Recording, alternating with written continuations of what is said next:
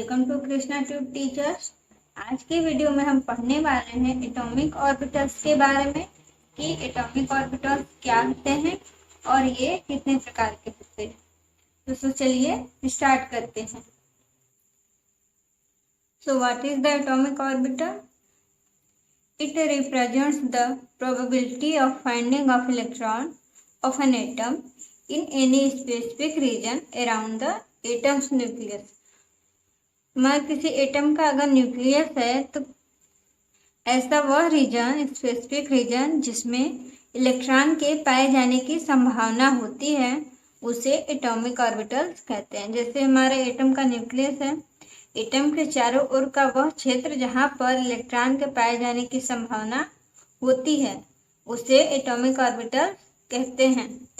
Atomic orbitals 4 प्रकार के होते हैं। They are 4 types. पहला है एस ऑर्बिटल, दूसरा पी ऑर्बिटल, तीसरा डी ऑर्बिटल और चौथा है हमारा एफ ऑर्बिटल।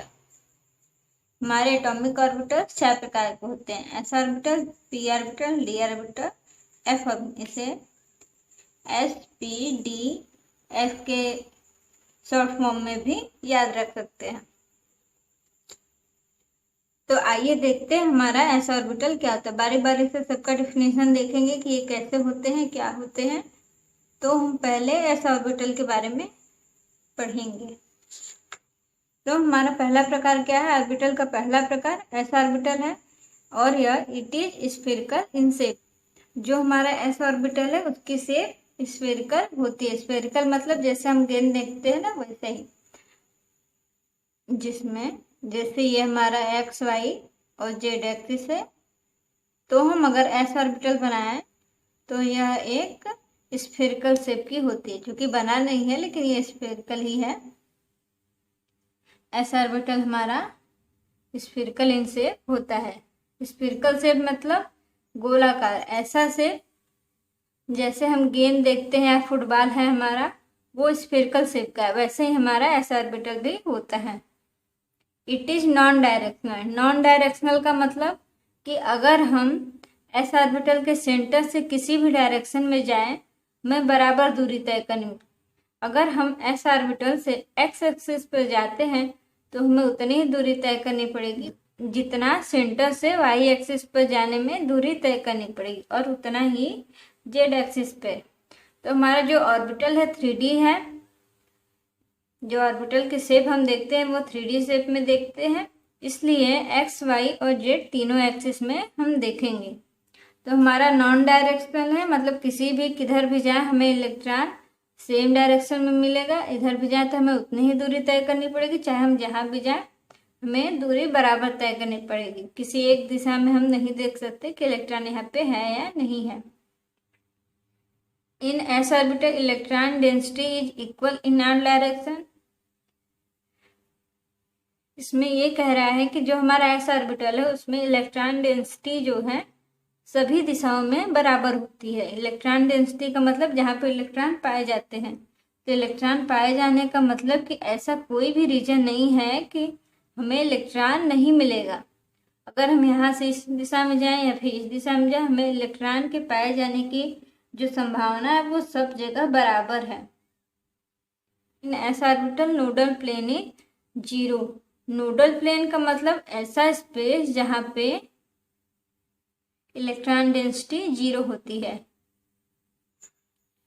नोड वह स्पेस है जहाँ पर इलेक्ट्रॉन डेंसिटी 0 होती है, और वह तल, प्लेन का मतलब क्या कर रहा है? नोडल प्लेन ऐसा तल जहाँ पे इलेक्ट्रॉन डेंसिटी 0 होती है, उसे ही नोडल प्लेन कहते हैं। तो एस ऑर्बिटल में ऐसा कोई भी पार्ट नहीं है, ऐसा कोई भी तल हम नहीं बना सकते कि वहाँ पे इलेक्ट्रॉन डेंसिटी न अगर हमारे इलेक्ट्रॉन चारों दिशाओं में पाए जाते हैं तो हम ऐसा कौन सा तल खींचेंगे कि इलेक्ट्रॉन डेंसिटी 0 हो? ऐसा ऑर्बिटल में पॉसिबल नहीं होता। और हमारा 5वां प्रॉपर्टी क्या है? S orbital are spherically symmetric. जो हमारा एस ऑर्बिटल है उसकी सिमेट्री स्फेरिकली होती है। स्फेरिकल मतलब कि वो स्फीयर के रूप में होता है, एस ऑर्बिटल गोलाकार होता है। ये था हमारा एस ऑर्बिटल के बारे में। यहाँ पे इसका याद रखने वाली क्या बात है? Nodal plane is equal to 0 और हमारा इसका जो शेप है स्फेरिकल है और हमारा एस ऑर्बिटल नॉन डायरेक्शनल होता है। ये हमारे तीनों एस ऑर्बिटल के लिए इम्पोर्टेंट पॉइंट है। ये तो हमारा एस ऑर्बिटल। अब पी ऑर्बिटल के बारे में जानते हैं। तो हमारा पी ऑर्बिटल के बारे में क्या है कि इट इज डम्बल शेप्ड। हमारा जो पी ऑर्बिटल होता है वो डम्बल शेप का होता है। डम्बल शेप मतलब जैसे अगर हम कोई एक्सिस ड्रा करते हैं, जैसे ये एक्स और वाई एक्सिस है, ये एक्स एक्सिस, ये वाई एक्सिस, तो अगर हम सेंटर से एक लोब इधर बनाएं और एक लोब और उसके अपोजिट में बनाएं, ये दोनों लोब सेम होंगे, इसे ही डम्बल शेप कहते हैं। जैसे ये हो गया और इसके ठीक अपोजिट साइड में ये एक प्लस एक माइनस, यही हमारा डम्बल शेप है। तो पी ऑर्बिटल हमारा डम्बल शेप का होता है।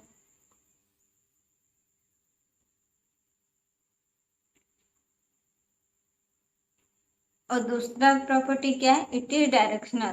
तो हमारा जो पी ऑर्बिटल है उसमें डायरेक्शन पाई जाती है। वैसे दिख भी रहा है कि अगर हम सेंटर से एक्स एक्सिस पे जाएं,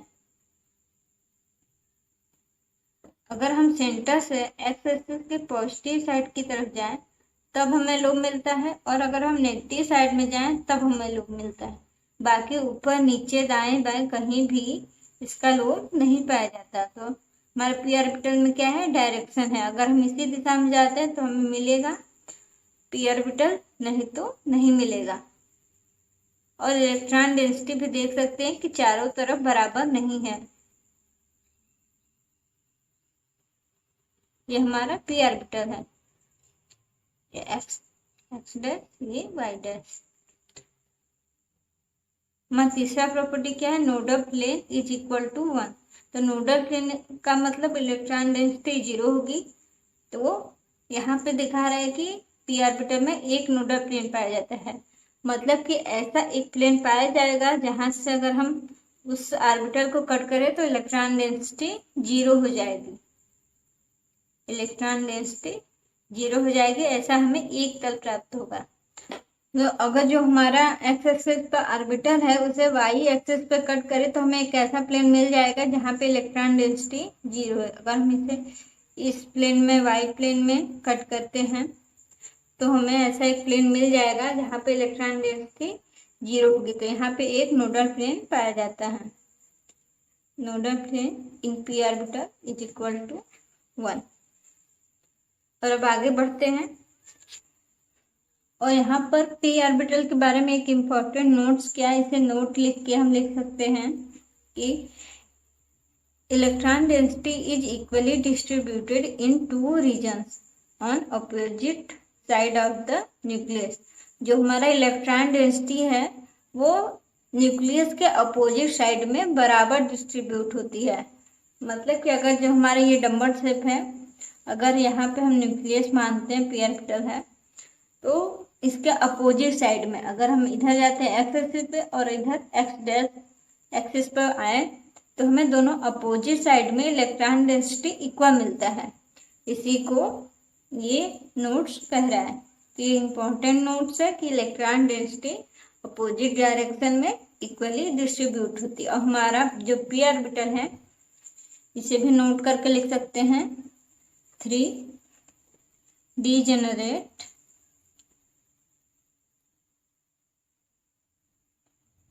atomic orbital are present।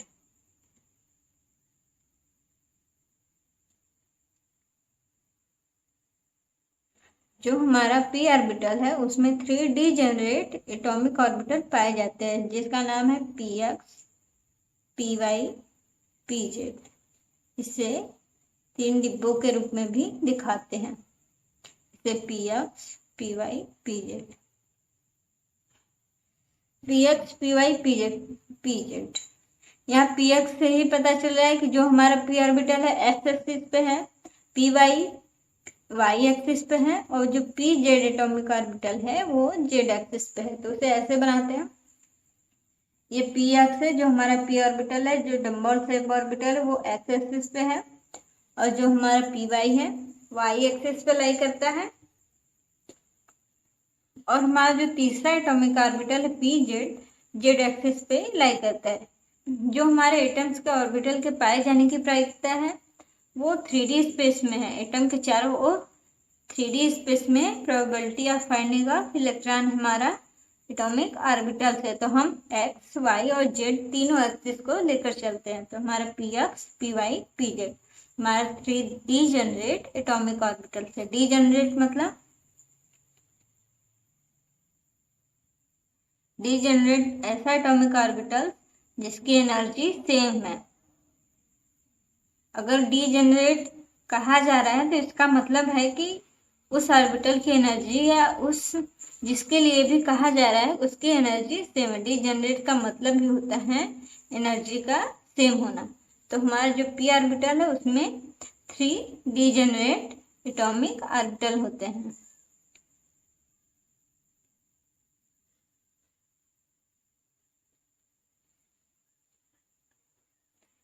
ये हो गया हमारा पी ऑर्बिटल के बारे में। अब हमारा जो तीसरा टाइप है डी ऑर्बिटल उसे पढ़ते हैं। तो हमारा तीसरा डी ऑर्बिटल का पहला प्रॉपर्टी क्या है? It is double dumbbell shape. Double dumbbell का मतलब अभी हम लोग देख रहे हैं जो सिंगल डंबल था ये डंबल शेप है, अब डबल डंबल। तो हमें डबल डंबल हम किस तरह से बनाते हैं देखते हैं। ये हमारा एक्स एक्सिस हो गया, ये वाई एक्सिस, ये हमारा एक्स एक्सिस हो गया, ये वाई। डबल डंबल का बनाने का मतलब ये हमारा एक डंबल हो गया और हम दूसरा डंबल बनाएंगे इसी में। इस तरह से हमारा डी ऑर्बिटल, ये जो हमारे डी ऑर्बिटल का लोब्स है ये चारों बराबर होता है। तो it is double dumbbell shape. तो ये हमारा डबल डंबल शेप हो गया। Nodal plane is equal to 2।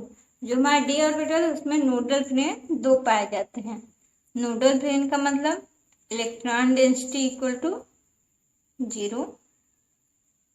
तो ऐसा 2 प्लेन डी ऑर्बिटल में खींचा जा सकता है जहां से इलेक्ट्रॉन डेंसिटी 0 हो।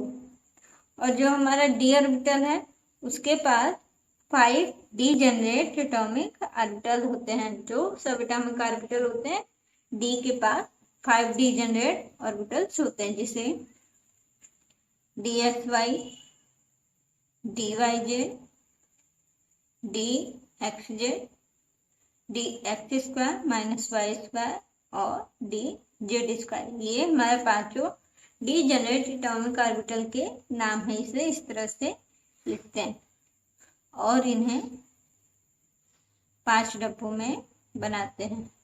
ये हमारा D X Y, D Y Z, D X Z, D X square minus Y square और डी जेड स्क्वायर।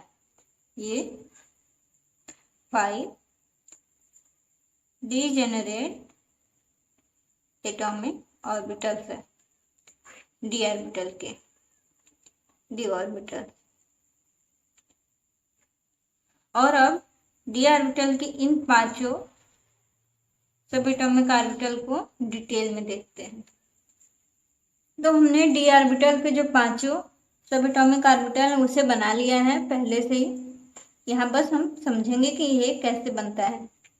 जो हमारा डी एक्स वाई है, तो डी एक्स वाई बनाने के लिए जो हमारे लोब्स होंगे एक्स और वाई प्लेन के बीच में लाई करेंगे। तो डी एक्स वाई आइए देखते हैं। ये हमारा एक्स एक्सिस हो गया, ये वाई एक्सिस। इस पर हमारे जो डी ऑर्बिटल्स के दोनों लोब हैं डबल डंबल से एक्स और वाई एक्सिस के बीच में लाई करेंगे। और ये हमारा जो लोब होते हैं ये 45 डिग्री ओरिएंटेड होते हैं, मतलब कि ये दोनों एक्सिस के बीच में बनते हैं। और ये चारों के चारों जो लोब्स हैं ये एक दूसरे के बराबर होते हैं। देखने में भले ही छोटा बड़ा लग रहा है लेकिन आप बनाइएगा तो अच्छे से एक बराबर बनाइएगा। वैसे ही डी वाई जेड है। डी वाई जेड में जो हमारे लोब होंगे वाई और जेड एक्सिस के बीच में लाई करेंगे। ये हमारा वाई एक्सिस है और ये जेड एक्सिस है, दोनों के बीच में हमारा डी वाई जेड लाई करेगा। वैसे ही डी एक्स जेड एक्स और जेड एक्सिस के बीच में लाई करता है। हमारा एक्स डैश, ये जेड डैश, ऐसे ही कॉपी पे बनाई हुई एकदम अच्छे से, चारों लोग बराबर हों। और हमारा चौथा क्या था, D X square minus Y square. X square और वाई स्क्वायर का क्या मतलब है कि जो हमारे जो चारों लोग होंगे वो एक्सिस पर लाई करेंगे। अभी हम देख रहे थे कि D X Y, Y Z और जेड एक्स जो हमारे थे एक्सिस के बीच में लाई कर रहे थे ना। अब जो हमारे X square minus Y square वो एक्सिस पर ही लाई करेंगे। एक्स स्क्वायर वाई स्क्वायर का क्या मतलब है कि एक लोग हमारा, एक डंबल एक्स एक्सिस पे होगा और दूसरा डंबल हमारा वाई एक्सिस पे होगा। ये हमारा 3D में बना है। ये एक्स वाई जेड ये इमेजिन करेंगे 3D में, एक लोग एक्स एक्सिस पे और दूसरा लोग वाई एक्सिस पर बनेगा। और वैसे ही जेड स्क्वायर है जिसमें दोनों लोग हमारे जेड एक्सिस पर बनते हैं। इस तरह से हमारे पांचों डीजेनरेट एटॉमिक ऑर्बिटल होते हैं। डी ऑर्बिटल को 5 डीजेनरेट एटॉमिक ऑर्बिटल के रूप में रिप्रेजेंट करते हैं, जैसे 1 2 3 4। ये हमारे हो गए। पहला इसमें डी एक्स वाई होता है, फिर डी वाई जेड, फिर डी जेड एक्स, फिर D X square minus Y square और डी जेड स्क्वायर। अगर हम इलेक्ट्रॉन फिलिंग की बात करें तो हर ऑर्बिटल में 2-2 इलेक्ट्रॉन भरे जाते हैं। तो डी ऑर्बिटल में टोटल कितने इलेक्ट्रॉन भरे जाते हैं, 10 इलेक्ट्रॉन भरे जाते हैं। जो हमारा डी ऑर्बिटल है 10 ऑर्बिटल, जो हमारा डी ऑर्बिटल है 10 इलेक्ट्रॉन को मैक्सिमम रख सकता है। तो ये था हमारा डी ऑर्बिटल के बारे में। इसके बाद हम पढ़ेंगे एफ ऑर्बिटल। अभी तक हमने तीनों ऑर्बिटल के बारे में पढ़ चुका था। अब हमारा चौथा ऑर्बिटल है एफ ऑर्बिटल। तो जो हमारा एफ ऑर्बिटल है उसकी जो शेप होती है फेयरली कॉम्प्लिकेटेड। जो हमारा the shapes are very complicated. F orbital के बारे में कहा जाता है कि एक कॉम्प्लेक्स स्ट्रक्चर है, इसे 3D में बनाना थोड़ा मुश्किल है। Complex structure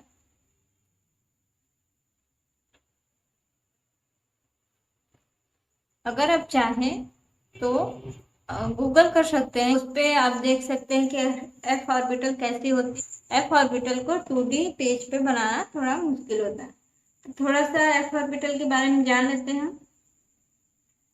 F orbital complex structure होता है और जो हमारा एफ ऑर्बिटल होता है ना 7 डीजेनरेट एटॉमिक ऑर्बिटल से मिलके बना होता है।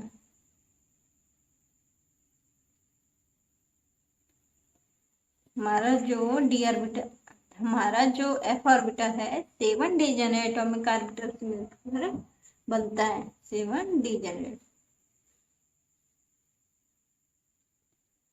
6 5 6 7, ये 7 हो गया, 6 काटने का। और 7 डीजेनरेट ऑर्बिटल्स में 14 इलेक्ट्रॉन मैक्सिमम भरे जा सकते हैं। तो हमारे एफ ऑर्बिटल में मैक्सिमम 14 इलेक्ट्रॉन हो सकते हैं। और जो उसकी शेप है थोड़ा कॉम्प्लेक्स है, इसलिए 2D पेज में नहीं बना सकते।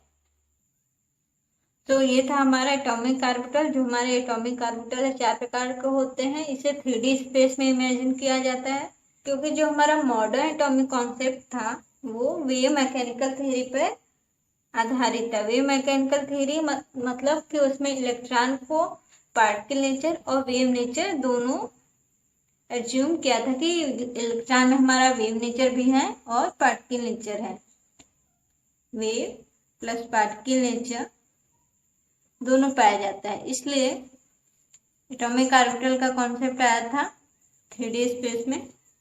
इसको श्रोडिंगर वेव इक्वेशन और डी ब्रोगली और हाइजेनबर्ग प्रिंसिपल से भी आगे समझ सकते हैं। तो डी ब्रोगली और हाइजेनबर्ग प्रिंसिपल पहले ही हमने कंप्लीट करा दिया है और बचा है श्रोडिंगर वेव इक्वेशन, उसे भी आगे देख लेंगे। तो ये था हमारे एटॉमिक ऑर्बिटल का कॉन्सेप्ट जो कि 3D स्पेस में इमेजिन किया जाता है। और ये 4 प्रकार के होते हैं, एस पी डी एफ। चारों को याद रखेंगे, कैसे कैसे क्या होता है, कैसे स्ट्रक्चर होता है, कितने इलेक्ट्रॉन भरे जा सकते हैं और इनमें कितने एटॉमिक ऑर्बिटल्स होते हैं, ये कितने भाग में टूटे हुए होते हैं, ये बहुत ही इंपॉर्टेंट है। और इसमें इलेक्ट्रॉन कितने भरे जा सकते हैं। अब हम आगे बढ़ते हैं, तो हमारा नेक्स्ट टॉपिक क्या है, नोड्स। हमारा नेक्स्ट टॉपिक क्या है, नोड्स। नोड्स के बारे में बहुत बार बार आ रहा था कि एटॉमिक ऑर्बिटल्स में नोड्स क्या होते हैं, तो आज उसको भी देख लेते हैं कि नोड्स क्या है। तो नोड्स वो स्पेस है जहां पर इलेक्ट्रॉन डेंसिटी 0 होती है।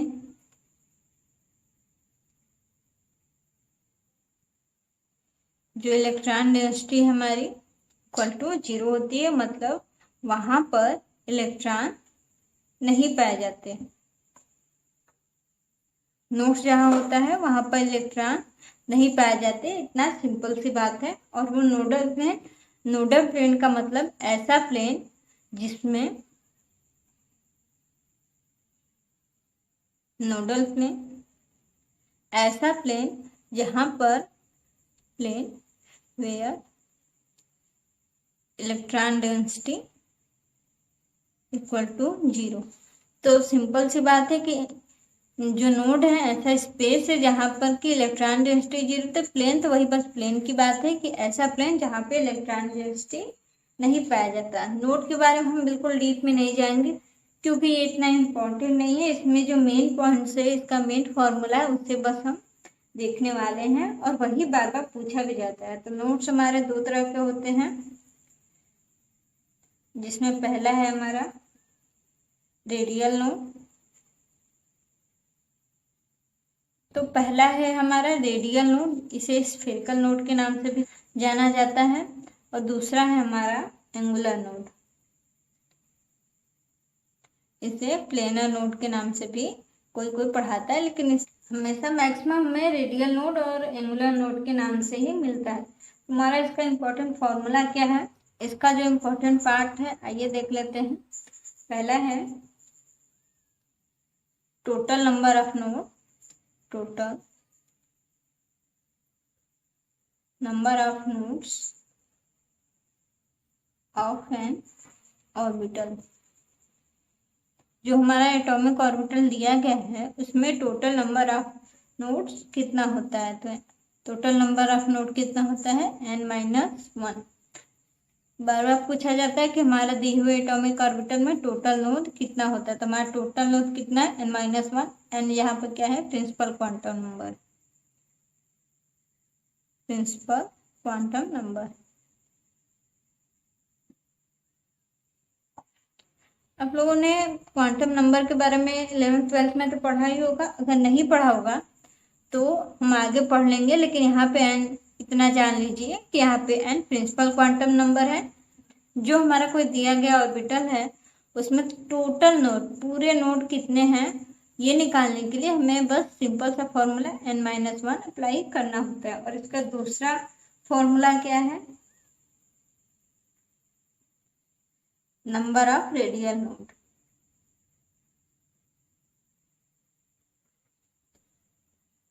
जो हमारा रेडियल नोड है वो कितना होता है, अगर हमें कोई एटॉमिक ऑर्बिटल दिया गया है, उसका कोई कॉन्फ़िगरेशन दिया गया है कि हमारा ऑर्बिटल इसमें नोड बताइए, तो रेडियल नोड, टोटल नोड तो n-1 हो जाएगा और नंबर ऑफ रेडियल नोड होता है n-1 minus l। Total number of radial node n-1 minus l। n हमारा वही प्रिंसिपल क्वांटम नंबर और l हमारा है एजीमुथल क्वांटम नंबर या एंगुलर क्वांटम नंबर के नाम से भी जानते हैं।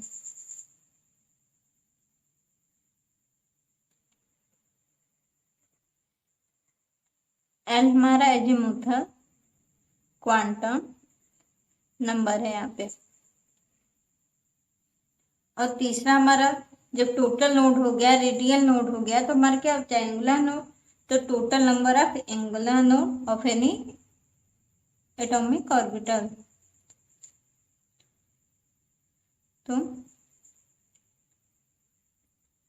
Number of angular node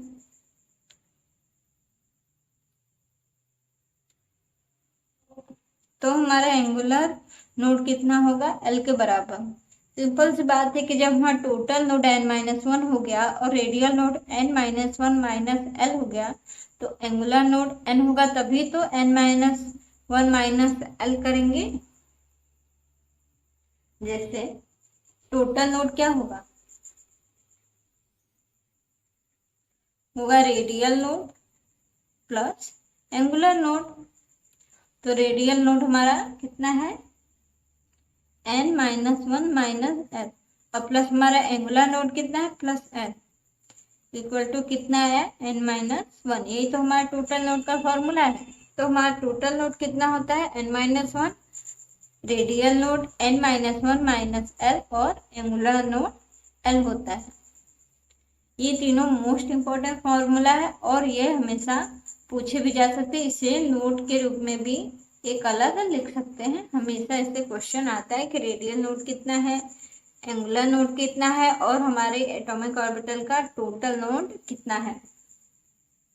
atomic orbitals को पढ़ने के बाद एक छोटा सा कंफ्यूजन रह जाता है कि हमारा ऑर्बिट्स और ऑर्बिटल में क्या अंतर है, कि हमारा ऑर्बिट क्या होता है और ऑर्बिटल क्या होता है। इसके बारे में बहुत सारा कंफ्यूजन होता है। बार बार देखा भी गया है कि बच्चे इसको नहीं समझ पाते हैं, कंफ्यूज रहते हैं हमेशा कि ऑर्बिट्स क्या होता है और ऑर्बिटल क्या होता है। तो ऑर्बिट्स हमारा जो होता है, orbits is the fixed circular path described by the moving electron around the nucleus। जो हमारा ऑर्बिट है ये फिक्स सर्कुलर पाथ होता है न्यूक्लियस के चारों। ये हमारा न्यूक्लियस हो गया, न्यूक्लियस के चारों ओर का जो फिक्स्ड सर्कुलर पाथ होता है, जो हमारा ये सर्कुलर पाथ है, ये फिक्स सर्कुलर पाथ जो होता है इसे ही ऑर्बिट्स कहते हैं। और इसे KLM, अगर एक और बताएं, KLM और N से रिप्रेजेंट करते, इसे 1 2 3 4 नंबर भी दे सकते हैं, या फिर KLMN। और यही KLMN भी प्रिंसिपल क्वांटम नंबर भी होता है। तो हमारा जो ऑर्बिट्स है fixed circular path around the nucleus.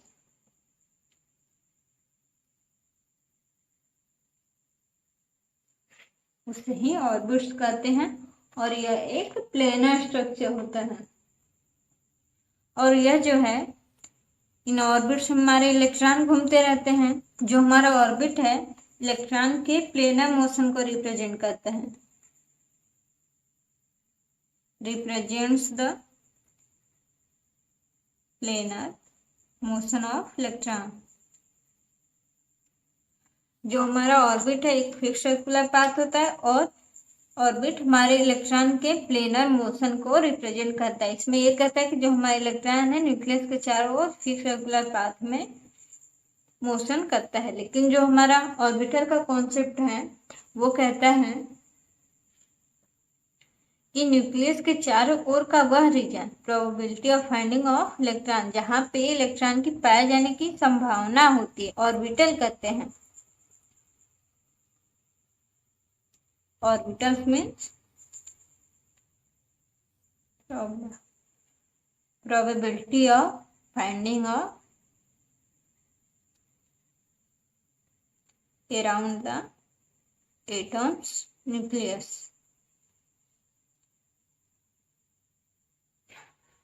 और यह हमारा 3D मोशन को रिप्रेजेंट करता है, 3D मोशन ऑफ इलेक्ट्रॉन। जो हमारा ऑर्बिटल है इलेक्ट्रॉन के 3D मोशन को रिप्रेजेंट करता है, जबकि हमारा ऑर्बिट प्लेनर मोशन को रिप्रेजेंट करता है। ये हमारा ऑर्बिट और ऑर्बिटल में डिफरेंस है। इसमें बहुत सारा कंफ्यूजन होता है, इसमें कंफ्यूज नहीं होंगे जो ऑर्बिट्स। तो आज का हमारा जो टॉपिक था एटॉमिक ऑर्बिटल यहाँ पे खत्म होता है। अब हम एटॉमिक स्ट्रक्चर जो हमारा चैप्टर चल रहा है बेसिक इनऑर्गेनिक केमिस्ट्री का, उसे हम आगे पढ़ेंगे नेक्स्ट वीडियो में। आई होप ये वीडियो आपके लिए हेल्पफुल होगी। Thank you so much for watching.